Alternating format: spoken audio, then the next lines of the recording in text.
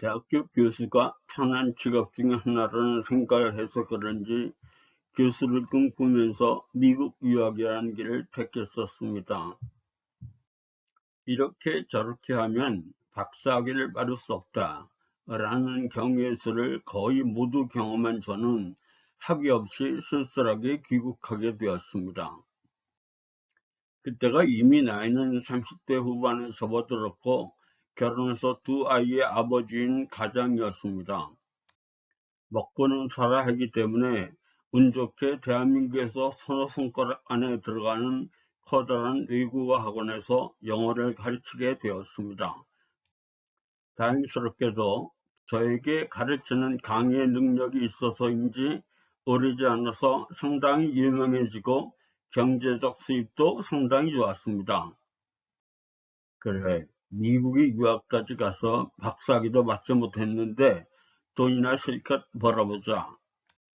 무슨 보상심리였는지 들어오는 수입에 눈이 멀어 건강 같은 것은 염두에 두지도 않고 돈을 벌기에 현황이 되어 있었습니다.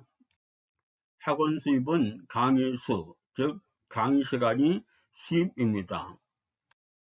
돈독이 제대로 오른 저는 70분짜리 강의 하루에 8개, 그러니까 하루에 거의 10시간의 초인적인 강의를 했습니다. 그리고 주말인 토요일은 4시간짜리 주말반을 하면서 몸 생각하지 않고 돈을 벌기 위해 강의를 하였습니다. 몇 년 동안 그렇게 열심히 돈을 벌고 있는데 갑자기 머리가 어찔하여 병원에 갔더니 머리 한가운데 작지 않은 크기의 종양이 자리 잡고 있다는 진단을 받았습니다. 그 당시에는 믿음이 전혀 없었던 때이니까 너무너무 억울했습니다. 세상에는 나쁜 사람도 많은데 왜 저처럼 법 없어도 사는 이런 사람에게 이제 좀 살아보려고 하니까 이러한 일이 일어나는지에 대한 한탄이었습니다. 목숨을 잃을 수도 있는 머리 한가운데 자리 잡고 있는 작은 달걀만한 크기의 종양을 제거하기 위한 뇌수술을 하고 퇴원해 집에서 몇 달 동안 회복하고 있을 때입니다. 도남동의 집 앞에 있는 교회에서 수술하기 전날 신방도 오시고 너무 잘해 주셔서 미안한 마음에 집사람과 인사치레로 6번만 교회 나가주자 그러면서 집에 있을 때입니다. 집에 교회 다니는 장모님이 저와 집사람을 전도하시려고 갖다 놓았는지 성경책은 참 많이 있었습니다. 어느 날부터 할 줄 아는 것이 공부밖에 없었던 저는 시간은 많고 회복 중이라 할 일이 없었기 때문인지 이번 기회에 성경을 좀 읽고 이론적으로 연구해서 성경에 있는 잘못된 이야기를 논리적으로 찾아내야 하겠다. 기독교라는 종교에 빠져있는 위선적이고 어리석은 사람들의 생각이 틀렸다는 것을 증명해서 이 땅에서 기독교를 몰아내는데 선구자적인 역할을 해야 하겠다. 라는 아주 나쁜 마음을 크게 먹고 성경을 읽기 시작했습니다. 그 당시에 저는 누군가가 저에게 전도를 하려고 하면 반가워하면서 예수를 믿으면 왜 안 되는지를 조목조목 설명하고는 하였었고 그 사람들과 논쟁하기를 좋아했었습니다.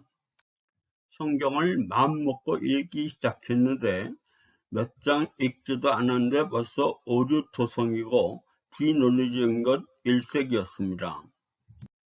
그래서 아예 대학 노트에 적어가면서 성경을 비웃으며 읽기 시작했습니다. 창세기 그리고 출애굽기 읽다가 출애굽기 후반부터는 너무 재미가 없어서 신약으로 건너뛰었습니다. 신약으로 오니까 역시 재미는 없었는데 도덕적인 이야기인 것 같은 것이 좀 있어서 그런지 그런 대로 읽어 나갔습니다. 도대체가 이러한 것들을 왜 믿는지 이해가 되지 않았습니다. 그러다가 눈에 확 들어오는 대목이 있었죠. 마태복음 11장 28절입니다. 수고하고 무거운 짐진 자들아 다 내게로 오라. 내가 너희를 쉬게 하리라. 그 구절을 읽는 순간 갑자기 믿음이 생긴 것이 아니라 그 말의 뜻과 관계없이 내 멋대로 생각을 한 것입니다. 그래, 내 인생이 참 고달프네.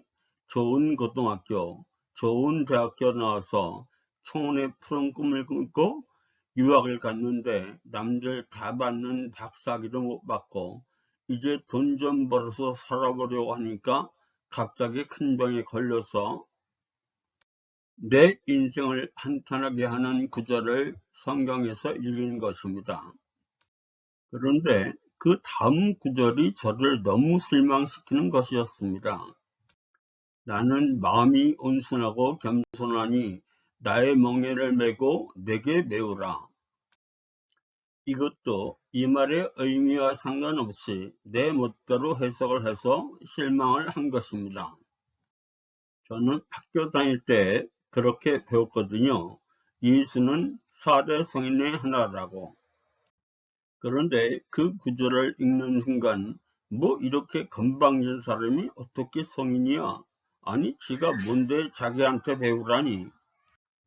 저는 그 나이 될 때까지 사는 동안 남들이 그렇게 얘기해주면 몰라도 자기가 나는 겸손한 사람이고 온유한 사람이니 나에게 배워 라고 이야기하는 사람을 본 적이 없습니다.